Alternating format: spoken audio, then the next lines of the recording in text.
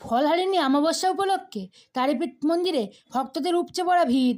জ্যৈষ্ঠ মাসে কৃষ্ণপক্ষের অমাবস্যার তিথিতে পালিত হচ্ছে ফলহারিণী অমাবস্যা। শাস্ত্রমতে এই বিশেষ তিথিতে মা কালী ও শক্তির আরাধনার বিশেষ গুরুত্ব রয়েছে। আজ মধ্যরাতে 4:01 অমাবস্যা তিথি শুরু হয়েছে এবং তা চলবে ভোর 1:51 পর্যন্ত। এই উপলক্ষে আজ সকাল থেকেই বীরভূমের তারাপীঠ মন্দির চত্বরে ভক্তদের উপচে পড়া ভিড় লক্ষ্য করা যাচ্ছে। ফলহারিণী অমাবস্যায় মাকে ফল দিয়ে পুজো করার বিশেষ প্রথা রয়েছে।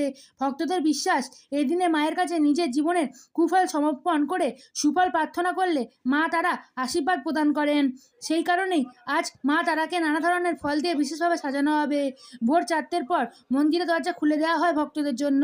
এরপর থেকেই জয় মা তারা ধ্বনিতে মুখরিত হয়ে ওঠে সমগ্র মন্দির চত্বর। ভক্তদের নিরাপত্তা ও সুস্থভাবে পুজো দেওয়ার সুবিধার্থে মন্দির কমিটি ও তারামাতা সেবায়ের সংঘ পক্ষ থেকে আলাদা আলাদা লাইনের ব্যবস্থা করা হয়েছে। যে কোনো ধরনের অপ্রীতিকর ঘটনা এড়াতে পুলিশ প্রশাসন, স্বেচ্ছাসেবী এবং মন্দির কর্তৃপক্ষ সতর্ক নজরদারি চালাচ্ছেন। আজকের এই বিশেষ তিথিতে দুপুরে মা তারাকে বিশেষ ভোগ নিবেদন করা হবে।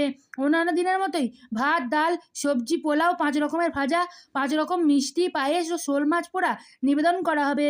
পাশাপাশি বলির পাঠা মাংসও মা তারাকে উদ্দেশ্যের উৎসর্গ করা হবে বলে মন্দির সূত্রে জানা গিয়েছে। আপনারা দেখছেন বনশ্রী নিউজে।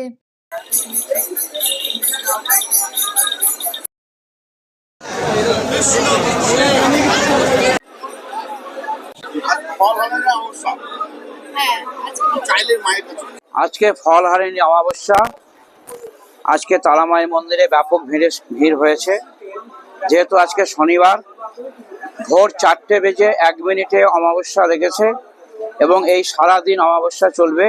অমাবস্যা শেষ হবে রাত্রি 1:51।